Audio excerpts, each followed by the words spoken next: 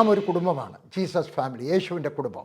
നമ്മളിനകത്ത് മർത്തോമക്കാരുണ്ട്, യാക്കോബക്കാരുണ്ട്, കത്തോലിക്കരുണ്ട്, പെന്തിക്കോസുകാരുണ്ട്, ബ്രദറുകാരുണ്ട്, ഇവാഞ്ചലിക്കലുകാരുണ്ട്, ലൂതറൻകാരുണ്ട്, എല്ലാ സഭക്കാരുമുണ്ട്. തിരുവനന്തപുരത്ത് ലൂതറൻകാരുണ്ട്.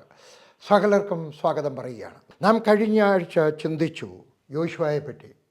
യേശുവിൻ്റെ പേരെന്തായിരുന്നു? നിങ്ങളോട് ആരാണെങ്കിലും ചോദിച്ചാൽ യേശുവിൻ്റെ പേരെന്തായിരിക്കും എന്ന് ചോദിച്ചാൽ യേശു എന്ന് പറഞ്ഞാൽ മതി, അല്ലേ? ചിലർ എന്നെ വർഗീസ് എന്ന് വിളിക്കും, കാശ്മീരിൽ ചെന്ന് കഴിയുമ്പോൾ ആളുടെ മർക്കസ് എന്ന് വിളിക്കും, അല്ലേ? കൊറിയയിൽ ചെന്ന് കഴിഞ്ഞപ്പോൾ എന്നെ വേറെ പേരിട്ടാണ് വിളിച്ചത്. ചൈനയിൽ ചെന്ന് കഴിഞ്ഞപ്പോഴും എന്നെ വേറെ പേരിട്ടാണ് വിളിച്ചത്. കാരണം അവർക്ക് വർഗീസ് ഒന്നും പറയാനൊക്കത്തില്ല. അപ്പോൾ വേറെ ഏതായാലും കുഴപ്പമൊന്നുമില്ല. പക്ഷേ എങ്കിലും ഇത്രയും അറിഞ്ഞിരുന്നാട്ടെ, യേശുവിൻ്റെ യഥാർത്ഥ പേരെന്തായിരുന്നു? യേശുവിൻ്റെ അമ്മ വിളിച്ച പേരെന്തായിരുന്നു? ആ പേര് യോശുവ എന്നായിരുന്നു. വേദപുസ്തകത്തിനകത്ത് യോശുവയെ പറ്റി നമ്മൾ പഠിക്കുകയായിരുന്നു. കഴിഞ്ഞ ആഴ്ച പഠിച്ചു, നമുക്കിന്ന് പഠിക്കാം. ഈ പഴയ നിയമത്തിലെ യോശുവ യേശു ക്രിസ്തുവിൻ്റെ പ്രതീകമാണ്, അവൻ്റെ ടൈപ്പാണ്. പൂർണ്ണമായ ടൈപ്പ് ആർക്കും ആകാൻ ഒക്കത്തില്ല യേശുവിൻ്റെ. എങ്കിലും ഭാഗികമായ കാര്യങ്ങൾ നമുക്ക് പലതും കാണാം. നമ്മൾ കഴിഞ്ഞ ആഴ്ച 18 കാര്യങ്ങൾ പഠിച്ചു. ഇന്ന് വേറെ 6 കാര്യങ്ങളോടെ ഒന്നിച്ച് പഠിക്കുവാൻ ആഗ്രഹിക്കുകയാണ്. ഒന്ന്, ദൈവം വാക്ക് പറഞ്ഞതാണ് 45 വർഷത്തിന് മുമ്പ് കാലേബിനോട് വാക്ക് പറഞ്ഞു. 45 വർഷം കഴിഞ്ഞപ്പോൾ കാലേബ് വന്ന് യോശുവയോട് പറഞ്ഞു കഴിഞ്ഞപ്പോൾ യോശുവ അത് സമ്മതിച്ചു കൊടുത്തു. 2-3 കാര്യങ്ങൾ കാലേബിൻ്റെ ജീവിതത്തിൽ നിന്ന് പഠിക്കാം. കാലേബിനോട് ദൈവം പറഞ്ഞത് കാലേബ് ഓർത്തിരുന്നു. നാമും ദൈവം പറഞ്ഞിട്ടുള്ളത് വേദപുസ്തകത്തിൻ്റെ അവസാനത്തെ പേജിൽ എഴുതി വെക്കണം. അതിനാ കുറച്ച് പേപ്പർ ബ്ലാങ്ക് ഇട്ടിരിക്കുന്നത്. ഇനി ഒരു കാര്യം കൂടെ പറയട്ടെ. വേറൊരാളുടെ ബൈബിൾ എടുത്താൽ അവർ അതിൻ്റെ ആദ്യത്തെ പേജിലോ അവസാനത്തിലെ പേജിലോ എഴുതി വച്ചിരിക്കുന്നത് അവരുടെ പേഴ്സണലാണ്. അത് നമ്മൾ വായിക്കാൻ പാടില്ല. വാക്യങ്ങളൊക്കെ വായിക്കാം, പക്ഷേ ആദ്യവും അവസാനവും എഴുതിയിരിക്കുന്ന കുറിപ്പുകൾ അവരുടെ വ്യക്തിപരമാണ്. അത് വായിക്കാൻ അവരുടെ സ്വന്തം വീട്ടിലെ ഭാര്യയ്ക്കും ഭർത്താവിനും മക്കൾക്കും അല്ലാതെ വേറെ ആർക്കും, അമ്മാച്ചന് പോലും അവകാശമില്ല. ദൈവം പറഞ്ഞാണ് സംഖ്യാപുസ്തകം 14:20 യഹോവ അരുളി ചെയ്തത്. 24-ാമത്തെ വാക്യം, എൻ്റെ ദാസനായ കാലേബോ അവന് വേറൊരു സ്വഭാവമുള്ളത് കൊണ്ട്, വേറൊരു സ്വഭാവം, എന്നെ പൂർണ്ണമായി അനുസരിച്ചതുകൊണ്ടും. അവൻ്റെ സ്വഭാവം വേറെയായിരുന്നു. ഹല്ലേലൂയ. ഞാൻ പറഞ്ഞത് പൂർണ്ണമായിട്ട് അനുസരിച്ചതുകൊണ്ടും അവൻ പോയിരുന്ന ദേശത്തേക്ക് ഞാൻ അവനെ എത്തിക്കും, അവൻ്റെ സന്തതി അത് കൈവശമാക്കും. ദൈവം പറഞ്ഞത് അവൻ ഓർത്തിരുന്നു. അന്നത്തെ കാലത്ത് ഓർത്തിരിക്കുകയാണ്, ഇന്നത്തെ കാലത്ത് എഴുതി വെക്കണം. എന്നിട്ട് വല്ലപ്പോഴും വായിച്ചിട്ട് പറയണം, ദൈവം നീ അങ്ങനെ പറഞ്ഞിരിക്കുന്നല്ലോ എന്ന് പറയണം. യോശുവയുടെ പുസ്തകം 14-ാം അധ്യായത്തിൻ്റെ 7 മുതൽ 14 വരെ എഴുതിയെടുത്താട്ട് പിന്നെ സൗകര്യം പോലെ നോക്കണം. ഒന്ന്, നമ്മുടെ യോശുവയെ നമ്മൾ ഓർപ്പിക്കണം. 6-ാമത്തെ വാക്യത്തിനകത്ത് പറയുകയാണ്, കാലേബ് എന്നിട്ട് പറയുകയാണ്, നീ ഓർക്കുന്നുണ്ടല്ലോ. ഹല്ലേലൂയ. നമ്മുടെ കർത്താവിനെ നമുക്ക് ഓർപ്പിക്കാം. കർത്താവ്, നീ എന്നോട് വാക്ക് പറഞ്ഞാൽ ഞാൻ ആരോഗ്യത്തോടെ മരിക്കുമെന്ന്. നീ എന്നോട് വാക്ക് പറഞ്ഞാണ് എൻ്റെ മോടെ കല്യാണം നടക്കുമെന്ന്. നീ എന്നോട് വാക്ക് പറഞ്ഞാണ് എനിക്കൊരു വാഹനം തരുമെന്ന്. നീ എന്നോട് പറഞ്ഞതാണ് എൻ്റെ മോൻ MBBS പാസ്സാകുമെന്ന്. നീ എന്നോട് പറഞ്ഞതാണ് ഞാൻ ചെല്ലുന്ന സ്ഥലത്ത് ഒരു നല്ല സഭ പണിയുവാൻ എന്നെ സഹായിക്കുമെന്ന്. ഹല്ലേലൂയ. കാലേബ് ഈ 45 വർഷം അവൻ ആ എബ്രോൺ മലയെ നോക്കിക്കൊണ്ട് പറഞ്ഞിരിക്കണം, ഹല്ലേലൂയ, ഒരു ദിവസം ഞാൻ നിന്നെ കൈവശമാക്കും. Because God said so. ദൈവം എന്നോട് പറഞ്ഞിരിക്കുന്നു, ഞാൻ ഒരു ദിവസം നിന്നെ കൈവശമാക്കും. നിൻ്റെ ശിഖരത്തിൽ, നിൻ്റെ പർവ്വതത്തിൻ്റെ മുകളിൽ ഞാൻ കാല് വയ്ക്കും. നീ ഇന്ന് ഉയരത്തിലാണ്, ഞാൻ അതിൻ്റെ താഴെയാണ്. പക്ഷെ ഒരു ദിവസം ഞാൻ നിന്നെ എൻ്റെ കാൽ കീഴിയാക്കും, ഞാൻ നിന്നെ കീഴടക്കും. കാരണം എൻ്റെ ദൈവം അങ്ങനെ പറഞ്ഞുപോയി. ഹല്ലേലൂയ. പ്രിയപ്പെട്ട കൂടപ്പിറപ്പേ, ദൈവം നിന്നോട് പറഞ്ഞിരിക്കുന്നത് നീയും കാണുക. നിനക്ക് മുമ്പാകെ വെച്ചിരിക്കുന്ന ദൈവം നിനക്ക് വെച്ചിരിക്കുന്ന മല MBBS പാസ്സാവാനോ എന്നെക്കൊണ്ട് സാധ്യമല്ല. ഞാനൊരിക്കൽ എറണാകുളത്തൊരു വീട്ടിലെ മീറ്റിംഗ് നടത്തിയാണ്. എൻ്റെ ആദ്യകാലത്ത് വീട്ടിനകത്താണ്, പിന്നീടാണ് മുറ്റത്താവുന്നത്, പിന്നീടാണ് വലിയൊരു ഹാളിലോട്ട് മാറുന്നത്, പിന്നീടാണ് ടൗൺ ഹാളിലോട്ട് മാറുന്നത്. ഞാൻ ഈയിടയ്ക്കും എറണാകുളത്തായിരിക്കുമ്പോഴും മത്തായി ബ്രദറിനെ അക്കാര്യം ഓർപ്പിച്ചു. ഒരു പെങ്കൊച്ചവിടെ വന്നിരുന്നു. ഞാൻ ആ ഓരോരുത്തരും ഇങ്ങനെ പ്രവചിച്ചു. ഞാൻ പ്രവാചകനല്ല കേട്ടോ, ചില ദിവസം അങ്ങനെ ദൈവം എന്നെ ഉപയോഗിക്കുന്നുള്ളത് മാത്രമേ ഉള്ളൂ. ഞാൻ ഇങ്ങനെ പ്രാർത്ഥിച്ചും പ്രവചിച്ചും ചെല്ലുകയാണ്. ആ കൊച്ചിൻ്റെ അടുക്കളോട്ട് ചെന്നപ്പോൾ കൊച്ച് കണ്ണാടി വെച്ചിരിക്കുകയാണ്. ഞാൻ കണ്ണാടി എടുത്ത് ഒരു ഏറ് കൊടുത്ത് പറഞ്ഞു, നീ നിനക്ക് കണ്ണാടിയുടെ ആവശ്യമില്ല. ഞാനും വിചാരിച്ചു, എൻ്റെ ദൈവമേ, രണ്ടാമത് വാങ്ങിക്കൊണ്ട് വന്നാൽ അവരുടെ വീട്ടുകാർക്ക് പ്രയാസം ഉണ്ടാവുമല്ലോ. കണ്ണാടിയുടെ ആവശ്യമില്ല, കണ്ണാടി എടുത്ത് കളഞ്ഞു. എന്നിട്ട് ഞാൻ പറഞ്ഞു, നീ കോളേജിൽ നിന്ന് പാസ്സാവുന്നത് ഫസ്റ്റ് പോസ്റ്റുകളായിരുന്നു. അവരുടെ അമ്മ എന്നെ കണ്ടായിരുന്നു ഈ പ്രാവശ്യം. അമ്മയും അന്നേരം അവിടെ നിന്ന് പറഞ്ഞു, എൻ്റെ ദൈവമേ, അവൾ കഷ്ടിച്ചാ 35% മാർക്കും വാങ്ങിക്കുന്നത്, അവൾ കഷ്ടിച്ചാ ജയിക്കുന്നത്, അവൾ ഫസ്റ്റ് ക്ലാസ്സിൽ ഫസ്റ്റ് പൊസിഷനിൽ പാസ്സാകുന്ന. വർഷങ്ങൾ കുറേ കഴിഞ്ഞു. ഞാൻ എവിടെയാണ്, മംഗലാപുരത്ത് പ്രസംഗിച്ചുകൊണ്ടിരിക്കുകയാണ്. ഒരു പെങ്കൊച്ചുണ്ട്, സുന്ദരിയായ ഒരു പെങ്കൊച്ച്, കണ്ണാടിയില്ലാത്തൊരു കൊച്ചു വന്നു വെച്ചാൽ, എന്നെ ഓർമ്മയുണ്ടോ? ഞാൻ പറഞ്ഞില്ലല്ലോ മോളെ. പറഞ്ഞു, ഞാനാണ് ആ കൊച്ച്. അന്ന് തിരുവനന്തപുരത്ത് വെച്ച് പറഞ്ഞില്ലയോ, അത് ഞാനാണ്. അങ്കിൾ പറഞ്ഞതുപോലെ എൻ്റെ കണ്ണാടി മാറിയത് മാത്രമല്ല, ഞാൻ ഇന്ന് കോളേജിനകത്ത് മാസ്റ്റേഴ്സിനകത്ത് ഫസ്റ്റ് പൊസിഷനിൽ കോളേജിൽ നിന്ന് പാസ്സായി. ദൈവം പറഞ്ഞാൽ അങ്ങനെ തന്നെ സംഭവിക്കും കേട്ടോ. ഹല്ലേലൂയ. അത് ഓർപ്പിച്ചുകൊണ്ടിരിക്കണം. പി ജി വർഗീസ് പറഞ്ഞതുകൊണ്ടാകത്തില്ല, വേറൊരു ദേവദാസൻ പറഞ്ഞതുകൊണ്ടാകത്തില്ല. എഴുതി വെച്ചിട്ട് പറയണം, നീ അങ്ങനെ വാക്കുകൾ, നീയും നിൻ്റെ മലയെ കാണുക. ഹല്ലേലൂയ. നിൻ്റെ സ്വപ്നം കാണുക, നിൻ്റെ ഭാവന കാണുക. ഹല്ലേലൂയ. ദൈവം പറഞ്ഞത് യോശുവ കൊടുത്തു. ദൈവം നിങ്ങളോട് എന്തെങ്കിലും പറഞ്ഞിട്ടുണ്ടെങ്കിൽ നിങ്ങൾ കൊടുക്കണം. നിങ്ങൾ ആരോടെങ്കിലും വാക്ക് പറഞ്ഞിട്ടുണ്ടെങ്കിൽ കൊടുക്കാതിരിക്കരുത് കേട്ടോ. ആരെങ്കിലും അഥവാ കൊടുക്കാൻ ഒത്തില്ലെങ്കിലോ വിചാരിച്ചു ഒരാളോട് പറയുകയാണ്, മോടെ കല്യാണമല്ലോ, എന്തോ വേണം, 1,00,000 രൂപ വേണമായിരുന്നു. ഞാൻ തരാം കേട്ടോ, കടമായിട്ട് തരാം. പക്ഷേ നിങ്ങളെ കൊണ്ട് കൊടുക്കാൻ ഒത്തില്ല, അല്ലെങ്കിൽ കൊടുക്കുന്നത് ശരിയല്ലെന്ന് തോന്നി, അല്ലെങ്കിൽ കൊടുത്താൽ തിരികെ കിട്ടത്തില്ലെന്ന് തോന്നിയെന്ന് വിചാരിച്ചോ. അന്നേരം എന്ത് ചെയ്യണം? സദൃശവാക്യം 6-ാം അധ്യായത്തിനകത്ത് പറയുന്നു, നീ ആരോടെങ്കിലും കൈയടിച്ചിട്ടുണ്ടെങ്കിൽ ചെന്നിട്ട് താണു വീണ് അപേക്ഷിച്ചതിനകത്തുനിന്ന് മോചനം പ്രാപിക്കണം. അല്ലെങ്കിൽ വാക്ക് കൊടുത്താൽ അത് പാലിക്കാൻ തയ്യാറായിരിക്കണം. നീ എൻ്റെ സഹോദരി ആയിരിക്കും എന്ന് പറഞ്ഞു കഴിഞ്ഞാൽ സഹോദരി ആയിരിക്കണം. നീ എൻ്റെ അച്ചായനായിരിക്കും എന്ന് പറഞ്ഞാൽ അച്ചായനായിരിക്കണം. നീ എൻ്റെ അപ്പനെ പോലെയാണെന്ന് പറഞ്ഞു കഴിഞ്ഞാൽ അപ്പനെ പോലെ ആയിരിക്കണം. ഹല്ലേലൂയ. എല്ലാ മാസവും രൂപ കൊടുത്തില്ലെങ്കിലും അപ്പന് കൊടുക്കേണ്ടുന്ന ബഹുമാനമെങ്കിലും കൊടുക്കാൻ ശ്രമിക്കണം. വാക്ക് പറഞ്ഞാൽ പാലിച്ചിരിക്കണം. യോശുവ പാലിച്ചു. മോശയോട് വാക്ക് പറഞ്ഞത്, മോശയിലൂടെ ദൈവം സംസാരിച്ചത് യോശുവ കേട്ടിരുന്നു. അവൻ ഓർപ്പിച്ചപ്പോൾ അവൻ ഓർത്തു. ഹല്ലേലൂയ. അവനത് സാധിച്ചു കൊടുത്തു. യോശുവ സാധിച്ചു കൊടുക്കുന്നവനായിരുന്നു. രണ്ടാമത്തെ കാര്യം, യോശുവ വാഗ്ദത്ത ദേശം 12 ഗോത്രങ്ങൾക്കും ഭാഗിക്കുന്നു. 2 ഗോത്രങ്ങൾ യോർദാൻ ഇക്കരെ, 10 ഗോത്രങ്ങൾ യോർദാൻ അക്കരെ. ഹല്ലേലൂയ. പക്ഷേ യോശുവ പറയുകയാണ്, അക്കരയ്ക്ക് പോകുന്നവരെ നിങ്ങൾ പോയി സഹായിക്കണം. ഹല്ലേലൂയ. അക്കരയ്ക്ക് പോകുന്നവരുടെ കൂടെ പോകണം. ഹല്ലേലൂയ. അക്കരെ താമസിക്കുന്നവരൊക്കെ ഞാൻ പറയട്ടെ, ഗൾഫിൽ താമസിക്കുന്നവരൊക്കെ ഞാൻ പറയട്ടെ, ബോംബെയിൽ താമസിക്കുന്നവരൊക്കെ ഞാൻ പറയട്ടെ, ഇൻഡോറിൽ താമസിക്കുന്നവരൊക്കെ പറയട്ടെ, അക്കരയ്ക്ക് പോയിരിക്കുന്ന സുവിശേഷ വേലയ്ക്ക് പോയിരിക്കുന്നവരെ നിങ്ങൾ സഹായിക്കണം. നിങ്ങൾ വിചാരിച്ചേക്കാം, ഇതെൻ്റെ നന്മയ്ക്ക് വേണ്ടി പറയുകയാണ്. രൂപ ചോദിക്കാത്തവരാണ് ഞങ്ങൾ. രൂപ വേണം, രൂപ ഇല്ലാതെ വേല നടക്കത്തില്ല. ദൈവത്തിൻ്റെ വേല ദൈവത്തിൻ്റെ ഇഷ്ടപ്രകാരം ചെയ്യാമെങ്കിൽ ദൈവം ആളുകളോട് സംസാരിക്കും, ഞങ്ങളുടെ രൂപ കിട്ടും. ഹല്ലേലൂയ. പക്ഷേ ദൈവം നിങ്ങളോട് സംസാരിച്ച രൂപ തരാതെ ഇരിക്കരുത്. ഞാനിവിടെ പറയുന്നതിൻ്റെ അർത്ഥം, അക്കരയ്ക്ക് പോയിരിക്കുന്നവരുടെ കൂടെ പോകണം. വല്ലപ്പോഴും അവിടെ മിഷൻ ഫീൽഡിൽ പോയിട്ട് സഹായിക്കണം. നിങ്ങളുടെ വീട്ടിലൊരു കല്യാണ സദ്യ നടന്നു കഴിയുമ്പോൾ നിങ്ങളുടെ സഭയിൽ നിന്ന് പോയിരിക്കുന്നവർക്ക് ഒരു നേരത്തെ ആഹാരത്തിന് രൂപ അയക്കണം കേട്ടോ. പറഞ്ഞത് കേട്ടോ. ഹല്ലേലൂയ. നിങ്ങളുടെ ഒരു ബർത്ത്ഡേക്ക് നിങ്ങൾ പാർട്ടി നടക്കുമ്പോൾ അവർക്കൊരു പീസ് കേക്ക് വാങ്ങിക്കാനുള്ള പൈസ അയച്ചു കൊടുക്കണം. ഹല്ലേലൂയ. ഹല്ലേലൂയ. നിങ്ങളുടെ കുഞ്ഞുങ്ങൾക്ക് വേണ്ടി പുസ്തകങ്ങൾ വാങ്ങിക്കുമ്പോൾ അവിടെ പോയിരിക്കുന്ന സുവിശേഷ വേലക്കാരൻ്റെ മക്കൾക്ക് പുസ്തകം വാങ്ങിക്കാനുള്ള രൂപ അയച്ചു കൊടുക്കണം. ഹല്ലേലൂയ. ഹല്ലേലൂയ. നിങ്ങളുടെ കഴിവ് പോലെ നിങ്ങൾ സഹായിക്കണം. നിങ്ങളുടെ കഴിവിനപ്പുറത്ത് ചെയ്യാനൊക്കത്തില്ല. 10 പേര് നിങ്ങളുടെ സഭയിൽ നിന്ന് പോയിരിക്കുക, 10 പേർക്ക് വായിക്കാം. പക്ഷേ ഒരാൾക്ക് അയക്കാമല്ലോ. ഒരു ദിവസം ഞാൻ എൻ്റെ ഓഫീസിലുള്ള, അന്ന് എനിക്ക് 40-ലധികം പേര് ഓഫീസിൽ ജോലി ചെയ്യുന്നുണ്ട്. ഞാൻ അവരൊക്കെ പറഞ്ഞു, നിങ്ങൾക്ക് ഇഷ്ടമുള്ള ഒരു സുവിശേഷ വേലക്കാരനെ തിരഞ്ഞെടുത്തിട്ട് അവർക്ക് 1 കിലോ ഗോതമ്പ് വാങ്ങിക്കാനുള്ള, ആട്ട വാങ്ങിക്കാനുള്ള പൈസ അയച്ചു കൊടുത്താണ്ട്. എല്ലാവരും ചെയ്തു. എൻ്റെ ഓഫീസിലുള്ള എല്ലാവരും ചെയ്തു. ഞാൻ നിങ്ങളുടെ പറയുകയാണ്, നിങ്ങൾക്ക് എല്ലാവരെയും സഹായിക്കാൻ സാധ്യമല്ല, പക്ഷേ ഒരാളിനെ സഹായിക്കാൻ കഴിയും. അത് സഹായിക്കാതിരിക്കരുത്. ഹല്ലേലൂയ. നിങ്ങൾ വാക്ക് പറഞ്ഞത് മാറരുത്.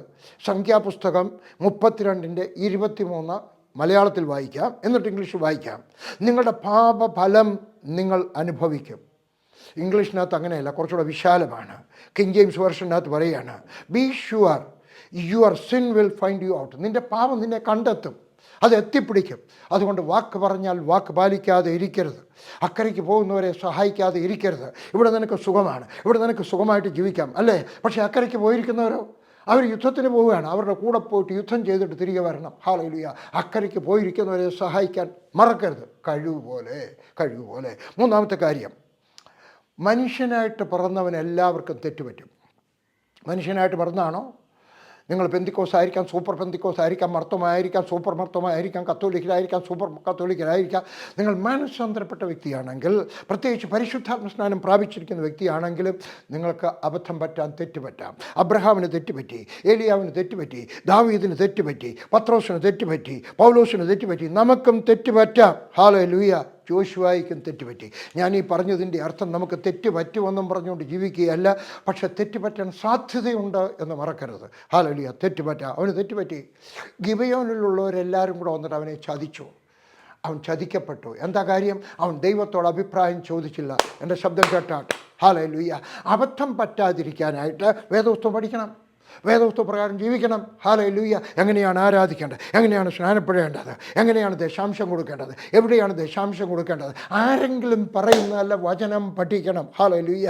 എപ്പോഴും ദൈവത്തോട് അഭിപ്രായം ചോദിച്ചോനെ യോശുവ എപ്പോഴും ചോദിച്ചിട്ടുണ്ട്. അവരുടെ കൂടെ പോകണമോ, അവിടെ യുദ്ധം ചെയ്യണമോ, എങ്ങനെയാണ് ഭാഗിക്കേണ്ടത്. അവൻ പുരേടം ഭാഗിച്ചു കൊടുത്തിരിക്കുന്ന സമയത്ത് 12 ഗോത്രക്കാർക്ക് ഭാഗിച്ചു കൊടുക്കുന്ന സമയത്ത് ആരും വഴക്കുണ്ടായില്ല.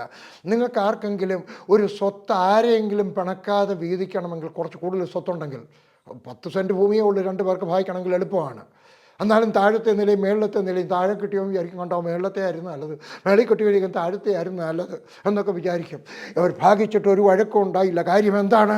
അവൻ ദൈവത്തോട് അഭിപ്രായം ചോദിച്ചു. പക്ഷേ ഇവിടെ ഗിബെയോൻകാർ വന്നു കഴിഞ്ഞപ്പോൾ അഭിപ്രായം ചോദിച്ചില്ല. ഈ അബദ്ധം പറ്റരുത്. നിങ്ങളുടെ മകൾക്ക് വേണ്ടി കല്യാണാലോചന വരുന്ന സമയത്ത്, നിങ്ങളുടെ മകൻ ഏത് കോളേജിൽ പോകണമെന്ന് ആഗ്രഹിക്കുന്ന സമയത്ത്, ഏത് പട്ടണത്തിൽ പോയി ദൈവവേല ചെയ്യണമെന്ന് ആഗ്രഹിക്കുന്ന സമയത്ത്, ഹല്ലേലൂയ, ദൈവത്തോട് അഭിപ്രായം ചോദിക്കണം. അത് ചോദിച്ചില്ല എങ്കിൽ നാളെ ദുഃഖിക്കുവാൻ ഇടയായിത്തീരും.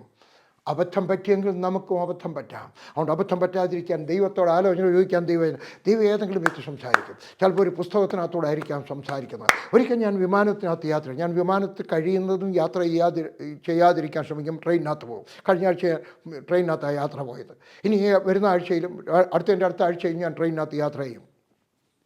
ഞാൻ യാത്ര ചെയ്യുന്ന സമയത്ത് വിമാനത്തിനകത്ത് യാത്ര ചെയ്യുമ്പോൾ, അന്ന് ഇന്ത്യൻ എയർലൈൻസേ ഉണ്ടായിരുന്നുള്ളൂ ഇന്ത്യയിൽ. അതിനകത്ത് ഒരു മാസികയുണ്ട്. ആ മാസിക എനിക്ക് വലിയ ഇഷ്ടമാണ്. കാരണം ഇന്ത്യയിലുള്ള ഏതെങ്കിലും ഒരു ദേശത്തിലെയും ദേശനിവാസികളെ പറ്റിയും കാണിക്കും. ഞാൻ അതിനകത്തൊരു പടം കണ്ടു, ഒരു പെൺകൊച്ചിൻ്റെ പടം, മുഖത്തെല്ലാം പാടുകളുണ്ട്. അന്നേരമാണ് ഞാൻ അറിയുന്നത് ഒറീസയിൽ കൂയി എന്ന് പറയുന്ന ഒരു ജാതിക്കാരുണ്ട്. അവിടുത്തെ സ്ത്രീകൾ എല്ലാവരും മുഖത്ത് പച്ച കുത്തും. എന്തിനാണെന്നറിയാം? വിരൂപമാകാൻ. കാരണം പണ്ട് അവിടെയുള്ള സ്ത്രീകളെ പണക്കാരായിട്ടുള്ള മനുഷ്യർ വന്നിട്ട് മാനഭംഗപ്പെടുത്തി. അവരിൽ നിന്ന് രക്ഷപ്പെടാനായിട്ട് വിരൂപമാക്കാൻ ആ പച്ച കുത്തിയത്. പിന്നെ അതൊരു അലങ്കാരമായിട്ട് മാറി. എൻ്റെ മനസ്സിനകത്ത് പറഞ്ഞു അവരോട് സുവിശേഷം പറയണം. ഞാൻ അവിടെ ഉണ്ടായിരുന്ന ലീഡറിൻ്റെയൊക്കെ പറഞ്ഞു, ഇങ്ങനെ കൂയി എന്ന് പറഞ്ഞൊരു ജാതി ഉണ്ടോ, നമുക്ക് അവരോട് സുവിശേഷം പറഞ്ഞില്ല. അവരുടെ അടുക്കൽ അന്നത്തെ കാലത്ത് അവരുടെ അടുക്കൽ പോകാനൊക്കത്തില്ല. അവർ വനത്തിൽ താമസിക്കുകയാണ്. അവർ മറ്റുള്ളവരെ ആരെയും സ്വീകരിക്കത്തില്ല. ഞാൻ പറഞ്ഞു, ദൈവം എനിക്ക് ഭാരം തന്നിട്ടുണ്ടെങ്കിൽ ദൈവം ഒരു മാർഗ്ഗമൊരുക്കും. ഞാൻ ആത്മാർത്ഥമായിട്ട് വിശ്വസിച്ചു. ദൈവമാണോ എനിക്ക് ഭാരം തന്നത്, ദൈവം ഒരു മാർഗ്ഗം ഒരുക്കും. ഞാൻ പറഞ്ഞു, ഞാൻ വരുന്നു. ഞാനവിടെ പോയി 6-7 മണിക്കൂർ ഞങ്ങൾ നടന്നു. എൻ്റെ കൂടെ നടക്കുന്ന ഒരു രസം പറയാം. ഞങ്ങളുടെ കൂടെ നടക്കുകയാണ്. ഞാൻ നടക്കുകയാണ്. മുമ്പിൽ 3 പേര്, പുറകിൽ 3 പേര്. ഞങ്ങൾ നടക്കുകയാണ്. പോയിട്ട് ഒരിടത്തിരുന്നിട്ട് ഞങ്ങൾ ഒരു ആറിൻ്റെ അവിടെ ഇരുന്നുകൊണ്ട് കൊണ്ടുപോയി ബ്രേക്ക്ഫാസ്റ്റൊക്കെ കഴിച്ചു. എന്നിട്ട് നടക്കുകയാണ്. പിന്നെയും നടക്കുകയാണ്. പർവ്വതം കയറി പോവുകയാണ്. അപ്പോൾ മുമ്പിൽ നടന്ന ആൾ പറയുന്നു ഓയ്. അന്നേരം പുറകെ വരുന്ന ആളും പറയുന്നു ഓയ്. പിന്നെയും കുറച്ച് കഴിഞ്ഞപ്പോൾ മുമ്പ് നടക്കുന്ന ആൾ ഓയ്. ഞാൻ വിചാരിച്ചു എന്തുവാ ഇവരെല്ലാം സിഗ്നൽ കൊടുക്കുകയാണ്. എന്തിനാണ് സിഗ്നൽ കൊടുക്കുന്നത്? ഓണ്ടറാ വരുന്നുണ്ടറാ, നമുക്ക് അയാളെ കൊന്നിട്ട് ചുട്ടു തിന്നാവുന്ന വല്ലതും പറയുകയാണോ? ഇന്ത്യയിൽ ആളുകളെ കഴിക്കുന്നവരില്ലെന്ന് എനിക്കറിയാം, മനുഷ്യമാംസം തിന്നുന്നവരില്ലെന്നറിയാം. എങ്കിലും ഒരു സംശയം, കാട്ടുജാതിക്കാരില്ലയോ? എനിക്കൊരു സംശയം. പിന്നീടാണ് അവിടെ ചെന്ന് കഴിഞ്ഞിട്ട് അവർ പറയുന്നത്, അവിടെ കരടി വന്നിട്ട് പുള്ളിയൊക്കെ വന്ന് കരടി വന്നു കഴിഞ്ഞു, കടുവ വന്നും വെച്ച് ഈ പുറകെ പോകുന്നതിനെ പിടിച്ചോണ്ട് പോയി.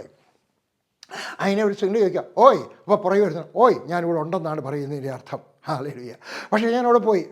ഞാൻ ഒരു രാത്രി 2 രാത്രി അവിടെ താമസിച്ചു. ഞാൻ സുവിശേഷം പറഞ്ഞു കേട്ടോ. 35 ഗ്രാമക്കാർ വന്നിട്ട് സുവിശേഷം കേട്ടു. ഞാൻ ആദ്യം പോയ ആ സ്ഥലത്ത് പോയ ആദ്യത്തെ പുറനാട്ടുകാരൻ ഞാനായിരിക്കണം. അത് കഴിഞ്ഞപ്പോൾ എൻ്റെ മകൻ പോയി, അബി പോയി. അത് കഴിഞ്ഞപ്പോൾ എൻ്റെ മോള് ഒറ്റയ്ക്ക് പോയി, അവിടുത്തുകാരുടെ കൂടെ പോയി. ഞാൻ കരഞ്ഞു. എൻ്റെ ദൈവം നമുക്ക് ദോഷമൊന്നും. കാരണം അവരുടെ സംസ്കാരം എന്താണെന്നറിയാമോ? ഒരു പെണ്ണിനെ ഇഷ്ടമായാൽ ആ പെണ്ണിനെ അടിച്ചുകൊണ്ട് പോയിട്ട് അവരുടെ അവരുടെ കുടിലിനകത്ത് താമസിപ്പിച്ച ഭാര്യയായിട്ട് ഒരാഴ്ച ഉപയോഗിക്കാം. അത് കഴിയുമ്പോൾ അവിടെ ഭാര്യയായി തീരും. എനിക്കൊരു പേടി വന്നു. കർത്താവെ, ഞാൻ ഒറ്റയ്ക്ക് അയച്ചിരിക്കുകയാണ്. പക്ഷേ ദൈവമേ കാത്തുകൊണ്ട്, ദൈവം അവളെ കാത്തുകൊണ്ട്. ഞാൻ നിങ്ങൾക്ക് പറയുകയാണ്, ഹല്ലേലൂയ, ദൈവത്തോട് ചോദിക്കണം. ഹല്ലേലൂയ. സാധാരണക്കാർക്ക്, 4-ാമത്തെ കാര്യം, സാധാരണക്കാർക്ക് സാധാരണ അത്ഭുതം, അസാധാരണക്കാർക്ക് അസാധാരണ അത്ഭുതം. ഹല്ലേലൂയ. യോശുവയുടെ പുസ്തകം 10-ാമത്തെ അധ്യായം. ഹല്ലേലൂയ. അതിൻ്റെ 8, 9, 10 വാക്യങ്ങൾ ഞാൻ വായിക്കട്ടെ. 8, 9, 10. ഹല്ലേലൂയ. ദൈവം പറയുകയാണ് 7 മുതൽ. എന്നാൽ യോശുവയും പടജനമൊക്കെയും സകല പരാക്രമശാലികളും ഗിൽഗാലിൽ നിന്ന് പുറപ്പെട്ടു. യഹോവ യോശുവയോട് അവരെ ഭയപ്പെടരുത്, ഞാൻ അവരെ നിൻ്റെ കയ്യിൽ ഏൽപ്പിച്ചിരിക്കുന്നു, അവരിൽ ഒരുത്തനും നിൻ്റെ മുമ്പിൽ നിൽക്കയില്ല എന്ന് അരുളി ചെയ്തു. യോശുവ ഗിൽഗാലിൽ നിന്ന് പുറപ്പെട്ട് രാത്രി മുഴുവനും നടന്ന് പെട്ടെന്ന് അവരെ എതിർത്തു. യഹോവ അവരെ ഇസ്രായേലിന് മുമ്പിൽ കുഴക്കി ഗിബയോനിൽ വെച്ച് അവരെ കഠിനമായി തോൽപ്പിച്ചു. ബത്ത് ഹോരോനിലേക്കുള്ള കയറ്റം വഴിയായി അവരെ ഓടിച്ച് അസേക്ക വരെയും മക്കേദ വരെയും അവരെ വെട്ടി. അങ്ങനെ അവർ ഇസ്രായേലിൻ്റെ മുമ്പിൽ നിന്ന് ഓടി. ബത്ത് ഹോരോനിൽ ഇറക്കത്തിൽ വെച്ച് അസേക്ക വരെ യഹോവ ആകാശത്തു നിന്ന് വലിയ കല്ല് അവരുടെ മേൽ പേയിച്ച് അവരെ കൊന്നു. ഇസ്രായേൽ മക്കൾ വാൾ കൊണ്ട് കൊന്നവരെക്കാൾ കൽമഴയാൽ നശിച്ചു പോയവർ മരിച്ചു പോയവർ അധികമായിരുന്നു. Hallelujah, hallelujah. അവർ തിരിച്ചു മടങ്ങിയാണ്. എങ്ങനെയാണ് മടങ്ങിയത്? ദൈവം വാക്ക് കൊടുത്തു. ദൈവം റേമ പറഞ്ഞെങ്കിൽ അങ്ങനെ തന്നെ സംഭവിക്കും. വീണ്ടും പറയുന്നു, ദൈവം റേമ ആയിട്ട് നിൻ്റെ തോന്നലായിരിക്കരുത്. ദൈവമായി നീ പറഞ്ഞല്ലോ, ഇല്ല, നിനക്ക് തോന്നിയത് എഴുതി വെച്ചതാണ്. ദൈവം പറഞ്ഞെങ്കിൽ, വ്യക്തമായിട്ട് പറഞ്ഞെങ്കിൽ, ഹല്ലേലൂയ, ദൈവം നിൻ്റെ കൂടെ ഇരിക്കും. അവർ തിരിച്ചു വന്നത് എങ്ങനെയാണെന്നറിയാം? വലിയ കൊള്ളയുമായിട്ട്. യുദ്ധത്തിന് പോയി കഴിയുമ്പോൾ തിരിച്ചു വരുന്ന അവരുടെ കടുക്കൻ, അവരുടെ കമ്മൽ, അവിടെ ഉണ്ടായിരുന്ന വസ്തുവകകൾ, അവരുടെ സ്വത്തുക്കളുമായിട്ടൊക്കെയാണ് തിരിച്ചു വരുന്നത്. ഹല്ലേലൂയ. ഞാൻ ഈ പറയുന്നത് കേട്ടാട്ടെ, നീ അല്പം കൊണ്ട് തൃപ്തിപ്പെടരുത്, അല്പം കൊണ്ട് തൃപ്തിപ്പെടരുത്. ഹല്ലേലൂയ. 12ാം ക്ലാസ്സിൽ പാസ്സായിട്ടുള്ളൂ. ഞാൻ 12ാം ക്ലാസ്സേ പഠിച്ചിട്ടുള്ളൂ, എന്തുകൊണ്ട് എമ്മയ്ക്ക് എഴുതിക്കൂടാ? നിങ്ങൾക്കറിയാം, 12ാം ക്ലാസ് പഠിച്ചവർക്ക് എമ്മയ്ക്ക് എഴുതാം. ഹല്ലേലൂയ. തീർന്നില്ല. നിങ്ങൾക്ക് ഒരു എമ്മയുണ്ടോ? ഒരു എമ്മയൂടെ പഠിക്കുക. ഒരു മനുഷ്യനെ പറ്റി ഞാൻ വായിച്ചു, ഡോക്ടർ അംബേദ്കർ. എത്ര ഡിഗ്രി ഉണ്ടായിരുന്നു അറിയാം? 32 ഡിഗ്രി. 3 മണിക്കൂർ അദ്ദേഹം ഉറങ്ങത്തുള്ളായിരുന്നു. രാവിലെ വെളുപ്പിനെ 2 മുതൽ 5 വരെ. ബാക്കി ചിലർക്ക് കുറച്ച് ഉറക്കം മതി, ചിലർക്ക് കൂടുതൽ വേണം. ഒരാളിൻ്റെ കാലിൻ്റെ ഷൂസിൻ്റെ അളവ് പലതായിരിക്കുന്നത് പോലെ പലർക്കും ഉറങ്ങുന്നതിൻ്റെയും അളവ് കൂടുതലായിരിക്കാം. ചിലർക്ക് 8 മണിക്കൂർ ഉറങ്ങണമായിരിക്കാം, ചിലർക്ക് 5 മണിക്കൂർ മതിയായിരിക്കാം, ചിലർക്ക് 4 മണി. അദ്ദേഹം 3 മണിക്കൂർ ഉറങ്ങത്തുള്ളായിരുന്നു. 32 ഡിഗ്രി എഴുതിയെടുത്തു. ബോംബെയിൽ നിന്ന്, അമേരിക്കയിൽ നിന്ന്, ജർമ്മനിയിൽ നിന്ന്, ഇംഗ്ലണ്ടിൽ നിന്ന്. ഹല്ലേലൂയ. നിങ്ങൾ ഒരു ഡിഗ്രി കൊണ്ട് തൃപ്തിപ്പെട്ടിരിക്കരുത്. ഒരു ഡിഗ്രിയോട് എഴുതിയെടുക്കുക. ഹല്ലേലൂയ. നിങ്ങളുടെ മക്കളും കൊടുക്കണം. ഹല്ലേലൂയ. നിങ്ങൾക്ക് ഒരേക്കർ ഭൂമിയേ ഉള്ളൂ, എന്തുകൊണ്ട് ഒരേക്കർ കൂടി വാങ്ങിച്ചുകൂടാ? ഒരു കടയേ ഉള്ളൂ, ആ കടയ്ക്ക് ഒരു ബ്രാഞ്ച് കൂടി എന്തുകൊണ്ട് ആയിക്കൂടാ? ഹല്ലേലൂയ. അവർ പോയിടത്ത് അവർ വലിയ കൊള്ളയുമായിട്ട് മടങ്ങി വന്നെങ്കിൽ നിങ്ങൾക്കും എൻ്റെ സ്വർഗസ്ഥനായ ദൈവം വലിയ കൊള്ള തരാനൊക്കെ. കൊള്ളയിട്ട് കിട്ടണമെന്നല്ല പറഞ്ഞതിൻ്റെ അർത്ഥം കേട്ടോ. അധ്വാനിച്ച്, അന്നത്തെ കാലത്ത് യുദ്ധം ചെയ്ത്, ഇന്നത്തെ കാലത്ത് അധ്വാനിച്ച് കൃഷി ചെയ്തിട്ട്, ഹല്ലേലൂയ, ഞാൻ പറയും, നിങ്ങളൊരു കഠിനാധ്വാനിയായിട്ട് തീരണം കേട്ടോ. ഹല്ലേലൂയ. ഒരേക്കർ ഭൂമിയുണ്ടോ? 1 ഏക്കർ ഭൂമിയുടെ വാങ്ങിക്കുക. ഒരു കടയുണ്ടോ? ഒരു കടയുടെ ഉണ്ടാക്കുക. ഹല്ലേലൂയ. വലിയ ഒരു സ്വപ്നത്തിനുടമയായി തീരുക. അതിനുവേണ്ടി കഠിനാധ്വാനം ചെയ്യുക. 5ാമത്തെ കാര്യം, അവൻ ആരംഭിച്ച ജോലി അവൻ പൂർത്തിയാക്കി. ഞാനും നീയും ആരംഭിച്ച ജോലി പൂർത്തിയാക്കണം. യോശുവയുടെ പുസ്തകം 11ാമത്തെ അധ്യായം അതിൻ്റെ 16 മുതൽ 26 വരെ ഞാൻ വായിക്കാം. 16 മുതൽ 26 വരെ. രാജാക്കന്മാർ 5 ഓടി, 5 പേര് മക്കേദായിലെ ഗുഹയിൽ ചെന്ന് ഒളിച്ചു. രാജാക്കന്മാർ 5 മക്കേദായിലെ ഗുഹയിൽ ഒളിച്ചിരിക്കുന്നതായി കണ്ടു എന്ന് യോശുവയ്ക്ക് അറിവ് കിട്ടി. എന്നാൽ യോശുവ ഗുഹയുടെ വാതിൽക്കൽ വലിയ കല്ലുകൾ ഉരുട്ടി വെച്ച് അവരെ കാക്കേണ്ടതിനെ അവിടെ ആളെയാക്കുവേൻ. നിങ്ങളോ നിൽക്കാതെ ശത്രുക്കളെ പിന്തുടർന്ന് അവരുടെ പിൻപടയെ സംഹരിപ്പീൻ. പട്ടണത്തിൽ കടപ്പാൻ അവരെ സമ്മതിക്കരുത്. നിങ്ങളുടെ ദൈവമായി യഹോവ അവരെ നിങ്ങളുടെ കയ്യിൽ ഏൽപ്പിച്ചിരിക്കുന്നു. അങ്ങനെ അവർ ഒടുങ്ങും വരെ യോശുവയും ഇസ്രായേൽ മക്കളും അവരുടെ ഒരു മഹാസംഹാരം നടത്തി കഴിഞ്ഞപ്പോൾ ശേഷിച്ചവർ ഉറപ്പുള്ള പട്ടണങ്ങൾ ശരണം പ്രാപിച്ചു. ജനമൊക്കെയും സമാധാനത്തോടെ മക്കദായിലെ പാളത്തിൽ യോശുവയുടെ അടുക്കൽ മടങ്ങി വന്നു. ഇസ്രായേൽ മക്കൾ യാതൊരുത്തിൻ്റെയും നേരെ ആരും തൻ്റെ നാവ് അനക്കിയതുമില്ല. ഹല്ലേലൂയ. അല്പം വിശദീകരിച്ചിട്ട് നമുക്ക് മുമ്പോട്ട് പോകാം. ഹല്ലേലൂയ. ശത്രു ഒളിച്ചിരിക്കുന്ന 5 രാജാക്കന്മാരുണ്ട്. അവർ പോയിട്ട് ഒളിച്ചു, ഗുഹകളിൽ ഒളിച്ചു. 5 ഗുഹകളിലായിരിക്കാം. അവർ ഒളിച്ചു കഴിഞ്ഞപ്പോൾ ഇയാൾ യോശുവ എന്ത് പറഞ്ഞു? അവരവിടെ ഇരിക്കട്ടെ, കാരണം നമ്മളിപ്പോൾ യുദ്ധം ചെയ്യുകയാണ്. ഹല്ലേലൂയ. നിങ്ങളെ ഏൽപ്പിച്ച നിങ്ങൾ ജോലി പൂർത്തിയാക്കണം. അതിനിടയ്ക്ക് എന്തെങ്കിലുമൊക്കെ വന്നു കഴിഞ്ഞാൽ അതിൻ്റെ പുറകെ പോകരുത്. വേറെ എന്തെങ്കിലുമൊക്കെ വന്നു തരാം. ഞാൻ കട്രായിലായിരിക്കുന്ന സമയത്ത് പട്ടിണിയുടെ കാലമാണ്, ഞാൻ പറഞ്ഞതാണ് ഇത് നേരത്തെ.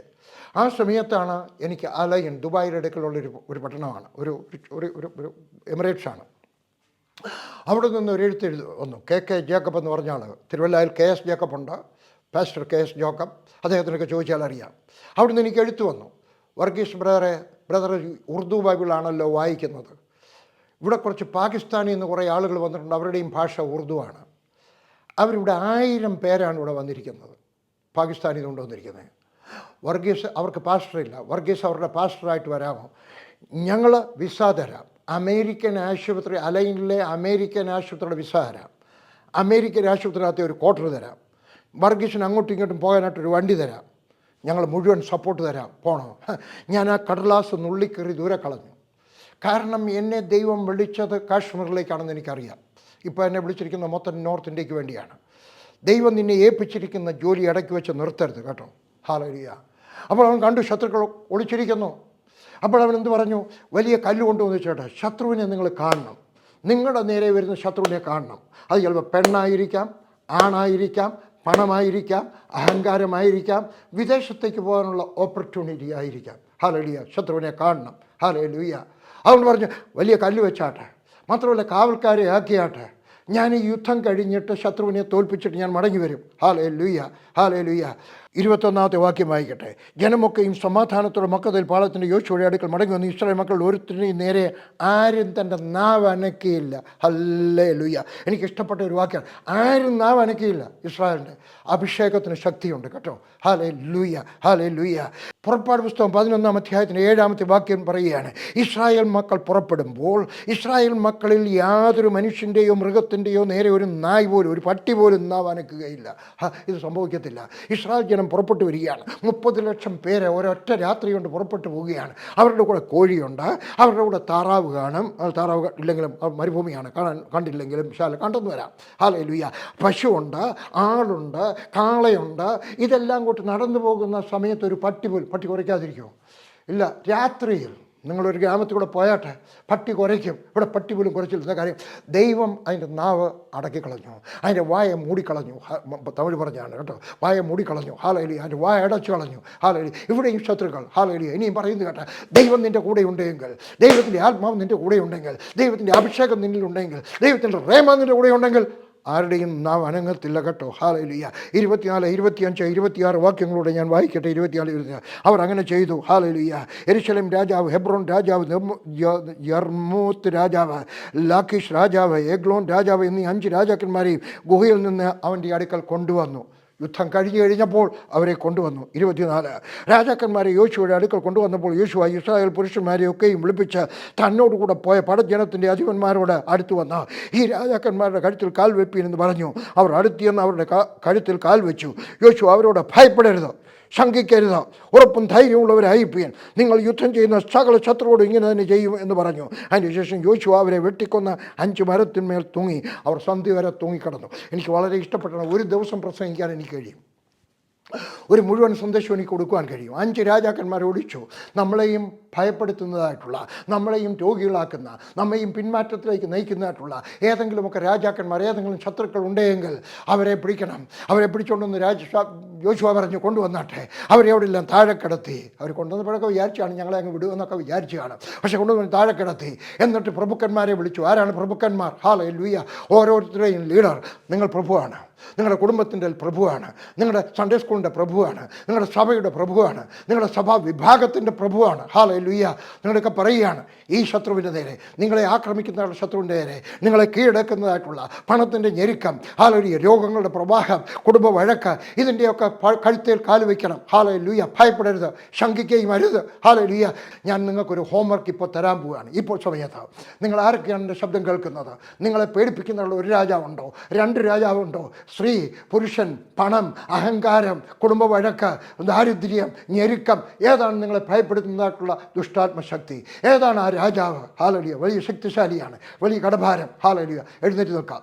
ആര് ധൈര്യപ്പെടും എഴുന്നേറ്റ് നിൽക്കാനായിട്ട്? നിങ്ങളായിരിക്കുന്ന സ്ഥാനത്ത് എഴുന്നേറ്റ് നിന്നാട്ടെ. എന്നിട്ട് ഭാവന കണ്ടാട്ടെ. നിങ്ങളെ ഭയപ്പെടുത്തുന്ന രാജാവ് നിങ്ങളുടെ മുമ്പിൽ കിടക്കുകയാണ്. അതിൻ്റെ കഴുത്തിൽ കാല് വെച്ചാട്ടെ. ആര് കാല് വെക്കണം? ഞാനല്ല കാല് വെക്കേണ്ടത്. ചിലർ പറയും വർഗീശ്വരാർ വന്ന് ഞങ്ങളുടെ കിണറിന് വേണ്ടി പ്രാർത്ഥിച്ചിട്ട് വെള്ളം ഉണ്ടാകാൻ. പിന്നെ ഞാൻ കേരളം മുഴുവൻ ഓടി നടക്കാൻ പോവുക, ഞാൻ ഇന്ത്യ മുഴുവൻ ഓടി നടക്കാൻ പോവുക, ഞാൻ ലോകം മുഴുവൻ ഓടി നടക്കുക. വർഗീശ്വരെ ഞങ്ങളുടെ പുരയിടത്തിനകത്ത് കൃഷിയൊന്നും ഉണ്ടാകുന്നില്ല. വർഗീശ്വര എനിക്കതല്ല ജോലി, എന്നെ ജോലിയാണ് പഠിപ്പിക്കുക എന്നുള്ളത്. നിങ്ങൾ കാല് വയ്ക്കണം. എന്താണ് നിങ്ങളെ പെടുത്തുന്നത്? സ്ത്രീകളോടുള്ള ആകർഷണം, പുരുഷന്മാരോടുള്ള ആകർഷണം. എന്താണ് നിങ്ങളെ കീഴടക്കുന്നത്?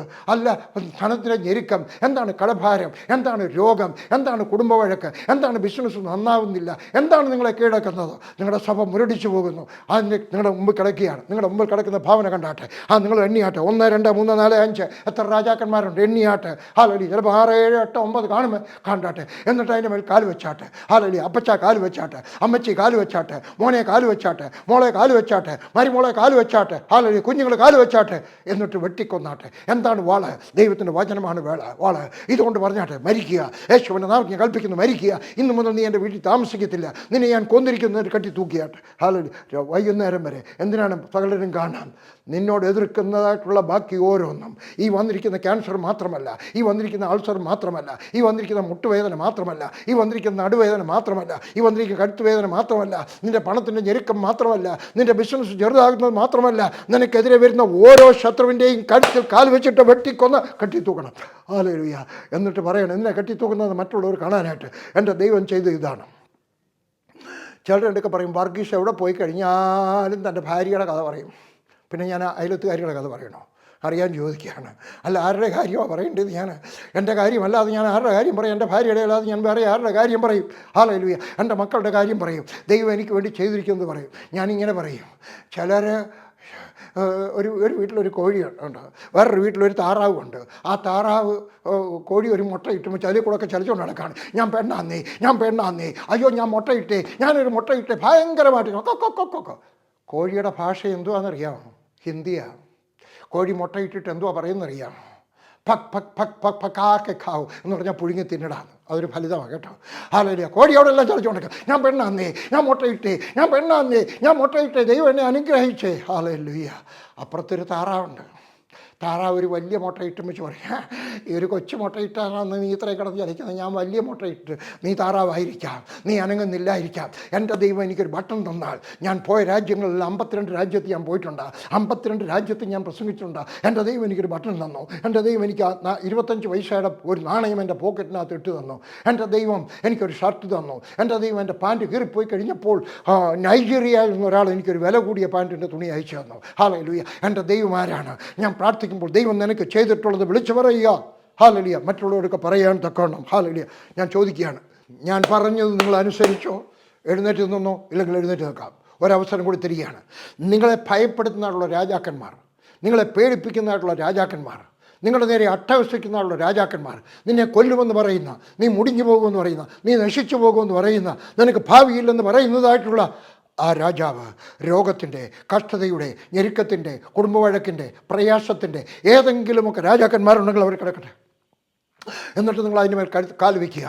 അപ്പച്ചനൊരു ഒരു രാജാവിൻ്റെ മേൽ കാൽ വയ്ക്കുക, അമ്മച്ചി വേറൊരു രാജാവിൻ്റെ മേൽ കാൽ വയ്ക്കുക, മൂത്ത മോൻ ഒരു രാജാവിൻ്റെ മേൽ കാൽ വയ്ക്കുക, അടുത്ത കുഞ്ഞ് വേറൊരു. ഇതിനെ എല്ലാത്തിനെയും എന്നിട്ട് വെട്ടിക്കൊല്ലുക. ദൈവത്തിൻ്റെ വചനമാകുന്ന വാൾ ഉപയോഗിച്ച് അവനെ നശിപ്പിച്ച്. വാക്യം കണ്ടുപിടിക്കണം. ഞെരുക്കമാണെങ്കിൽ പ്രോസ്പെറിറ്റിയുടെ, അഭിവൃദ്ധിയുടെ വാക്യങ്ങൾ കണ്ടുപിടിക്കണം. രോഗമാണെങ്കിൽ രോഗശാന്തിയുടെ വാക്യങ്ങൾ കണ്ടുപിടിക്കണം. ബിസിനസ് ചെറുതാണെങ്കിൽ ബിസിനസ് വളരുന്നതിനെ പറ്റിയുള്ള വാക്യങ്ങൾ കണ്ടുപിടിക്കണം. വേദനകത്തുണ്ട് വാക്യങ്ങൾ. ഹല്ലേലൂയ. കണ്ടുപിടിക്കണം. എന്നിട്ട് പറയണം, എൻ്റെ ദൈവം എന്നെ അനുഗ്രഹിക്കും. ഇതാ വാക്കുകളുണ്ട്, അതിനെ കൊല്ലണം, വെട്ടിയാട്ടെ. ഞാൻ പറയുകയാണ്, ഇതാ ഈ സമയത്ത് കാല് വെച്ചാട്ടെ, അതിൻ്റെ മേൽ കാല് വെച്ചാട്ടെ. യേശുവിൻ്റെ നാമത്തിൽ ഞാൻ പറയുന്നു, കാല് വെച്ചാട്ടെ. യേശുവിൻ്റെ നാമത്തിൽ ഞാൻ പറയുന്നു, കാല് വെച്ചാട്ടെ. നിങ്ങളുടെ അത്ഭുതത്തിൻ്റെ അവിടുത്തെ ദിവസമാണിന്ന്. വിടരുത്. ആ രാജാവിന് വിടരുത്. ഇനി അവൻ ജീവിക്കാൻ പാടില്ല. അവൻ മരിക്കട്ടെ. ആ രോഗം മരിക്കട്ടെ. ആ കഷ്ടത മരിക്കട്ടെ. ആ ഞെരുക്കം മരിക്കട്ടെ. ആ അപമാനം മരിക്കട്ടെ. ആ ലജ്ജ മരിക്കട്ടെ. ആ രാജാവിനെ വെട്ടിക്കൊന്ന് കെട്ടി തൂക്കണം.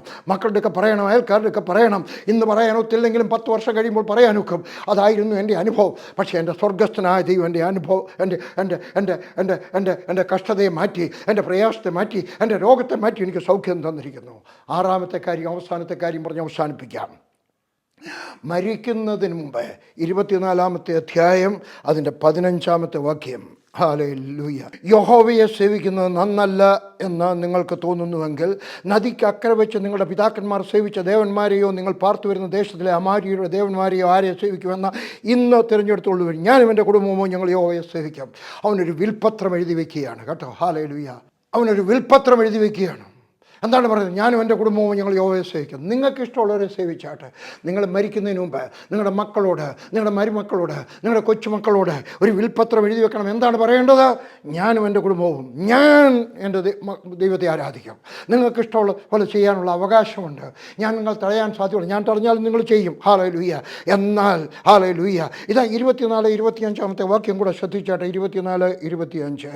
ജനം യോശുവയോട്, ഞങ്ങളുടെ ദൈവമായ യഹോവയെ ഞങ്ങൾ സേവിക്കും, അവൻ്റെ വാക്ക് ഞങ്ങൾ അനുസരിക്കുമെന്ന് പറഞ്ഞു. അങ്ങനെ യോശുവ അന്ന് ജനവുമായി ഒരു നിയമം ചെയ്തു. അവർക്ക് ശേഖേമിൽ വെച്ച് ഒരു ചട്ടവും പ്രമാണവും കൊടുത്തു, ഒരു വിൽപ്പത്രം കൊടുത്തു, അവരെ കൊണ്ട് ഒപ്പിടിച്ചു. ഹല്ലേലൂയ. നിങ്ങളുടെ മക്കളെ ദൈവത്തിൻ്റെ മാർഗ്ഗത്തിൽ നടത്തുവാനുള്ള ചുമതല നിങ്ങളുടേതാണ്. എവിടെയെങ്കിലും തെറ്റുപറ്റിയാൽ അഭിനയിക്കാതെ അവരോട് തെറ്റേറ്റ് പറയുമ്പോൾ അവർക്ക് മനസ്സിലാവും, എൻ്റെ അപ്പച്ചൻ ഒരു ഭക്തനായിരുന്നു. ഹല്ലേലൂയ. അദ്ദേഹം അഭിനയിക്കുന്ന മനുഷ്യനായിരുന്നില്ല. അദ്ദേഹത്തിൻ്റെ ജീവിതം വാസ്തവത്തിൽ ഒരു തുറന്ന പുസ്തകമായിരുന്നു. It was a open book before us. Hallelujah. അതുകൊണ്ട് അനുഗ്രഹിക്കുന്നവരായി തീരുക. അനുഗ്രഹിച്ച വിൽപ്പത്രം എഴുതി വെച്ചിട്ട് തിരിക്കുക. ഹല്ലേലൂയ. എന്നിട്ട് ഈ ദൈവത്തിൻ്റെ പിന്നാലെ നടക്കുക. അവൻ മരിക്കുന്നതിന് മുമ്പ് നിങ്ങളുടെ വിശ്വാസം നിങ്ങൾ വിളിച്ചു പറയണം. നിങ്ങളുടെ വിശ്വാസത്തിൽ നിങ്ങളുടെ മക്കളെയും കൊച്ചുമക്കളെയും വളർത്തിയെടുക്കുവാനുള്ള ചുമതല നിങ്ങളുടെയാണ്. PG വർഗീസിൻ്റെ അല്ല. എൻ്റെ പുസ്തകങ്ങൾ അവർ വായിച്ചെന്ന് വരാം, പക്ഷേ നിങ്ങളുടെ ജീവിതമാണ് അവരെ അങ്ങനെ ആയിത്തീരുന്നത്. അതുകൊണ്ട് ഞാൻ നിങ്ങളോട് പറയട്ടെ, കർത്താവിനെ പിൻപറ്റുക. യോശുവ പറഞ്ഞതുപോലെ നിങ്ങളും പറയുക. യോശുവയോട് ജനം പറഞ്ഞതുപോലെ നിങ്ങളും പറയുക, ഞങ്ങളും അവനെ മാത്രം സേവിക്കും, ഞാനും എൻ്റെ കുടുംബവും ഞങ്ങൾ യഹോവയെ സേവിക്കും. അങ്ങനെ ഒരു തീരുമാനമെടുക്കുവാൻ ഇന്ന് സ്വർഗസ്ഥനായ ദൈവം നിങ്ങൾക്കിടയാക്കി തീർക്കട്ടെ. മരിക്കുന്നതിന് മുമ്പേ അത് ചെയ്യണം. ഹല്ലേലൂയ. നിങ്ങളുടെ വിശ്വാസം ഉറക്കെ പറയണം. ഹല്ലേലൂയ. ഒരു കുടുംബയോഗം വിളിച്ചു കൂട്ടിയിട്ട് മക്കളോട് പറയണം, കൊച്ചുമക്കളുടെയൊക്കെ പറയണം, ഈ ദൈവമാണ് എന്നെ അനുഗ്രഹിച്ചവനായ ദൈവം, എന്നെ സൗഖ്യമാക്കിയവനായ ദൈവം, എൻ്റെ പ്രയാസത്തെ മാറ്റിയവനായ ദൈവം, എൻ്റെ കഷ്ടതയെ മാറ്റിയവനായ ദൈവം, എൻ്റെ ഞെരുക്കത്തെ മാറ്റിയവനായ ദൈവം, എൻ്റെ കണ്ണുനീരിനെ തുടച്ചു മാറ്റിയവനായ ദൈവം, എന്നെ നാട്ടിൽ അഭിമാനിയാക്കി നിർത്തിയവനായ, എൻ്റെ തെറ്റുകളെല്ലാം ക്ഷമിച്ചു തന്നവനായ ദൈവം, എന്നെ സൗഖ്യമാക്കിയവനായ ദൈവം. ഈ ദൈവത്തെപ്പറ്റി പറഞ്ഞിട്ട് മറ്റുള്ളവർക്കൊരു പ്രേരണ കൊടുക്കുക. ഈ ദൈവത്തിനായിട്ട് ഞാനും ജീവിക്കാൻ നിങ്ങളുടെ മക്കൾ, കൊച്ചുമക്കൾ തീരുമാനമെടുക്കുവാൻ ഇടയായി തീരട്ടെ. ഞാൻ നിങ്ങൾക്ക് വേണ്ടി പ്രാർത്ഥിക്കുവാൻ ആഗ്രഹിക്കുകയാണ്. ഹല്ലേലൂയ. നിങ്ങൾ ഒരു യോശുവയായിട്ട് ജീവിച്ച് മരിക്കുവാൻ ഇടയായി തീരട്ടെ. നിങ്ങളുടെ മക്കൾ, നിങ്ങളുടെ കൊച്ചുമക്കൾ ഈ ഇസ്രായേൽ ജനത്തെ പോലെ പറയുവാൻ ഇടയാട്ടെ, ഞാനും എൻ്റെ കുടുംബവും യഹോവയെ സേവിക്കും. തീരുമാനമെടുക്കാം. പ്രാർത്ഥിക്കട്ടെ. നിങ്ങളാര് തീരുമാനമെടുക്കാം? ഞാനും എൻ്റെ കുടുംബവും ഞങ്ങൾ യഹോവയെ സേവിക്കും. കർത്താവായ യേശുവേ, ആരൊക്കെയാണോ ഈ സമയത്ത് ആ തീരുമാനമെടുക്കുന്നത്, അവരുടെ തീരുമാനം ഉറച്ചതായിരിക്കട്ടെ. അവരുടെ കൊച്ചുമക്കൾ അതുപോലെ തീരുമാനമെടുക്കട്ടെ. യഹോവയ്ക്കായിട്ട് ജീവിക്കട്ടെ. കർത്താവായ യേശുവിൻ്റെ നാമത്തിൽ ഞാൻ അവരെ അനുഗ്രഹിച്ച് പ്രാർത്ഥിക്കുന്നു. യഹോവയാൽ അനുഗ്രഹിക്കപ്പെടുക. ദൈവത്തിൻ്റെ കൃപ അവർക്കുണ്ടാകട്ടെ. ദൈവത്തിൻ്റെ സാന്നിധ്യം അവർക്കുണ്ടാകട്ടെ. യഹോവയാൽ അനുഗ്രഹിക്കപ്പെട്ടവരായിട്ട് ജീവിക്കുക. കർത്താവിനായിട്ട് ജീവിക്കുക. യോശുവ നിങ്ങളാണ്. സഹോദരി, നീ ഒരു യോശുവയാണ്. സഹോദര, നീ ഒരു യോശുവയാണ്. യോശുവയെ പോലെ ജീവിക്കുക. നിങ്ങളുടെ തലമുറകളും ഇസ്രായേൽ ജനത്തെ പോലെ ഇതേപോലെ തീരുമാനമെടുത്ത് ആ തീരുമാനത്തിൽ നിന്ന് മാറിപ്പോകാതെ ദൈവമക്കളായിട്ട് ജീവിക്കുവാൻ ഇടയായി തീരട്ടെ. ഞാൻ നിങ്ങളെ അനുഗ്രഹിക്കുന്നു. യേശുവിൻ്റെ നാമത്തിൽ ആമേൻ.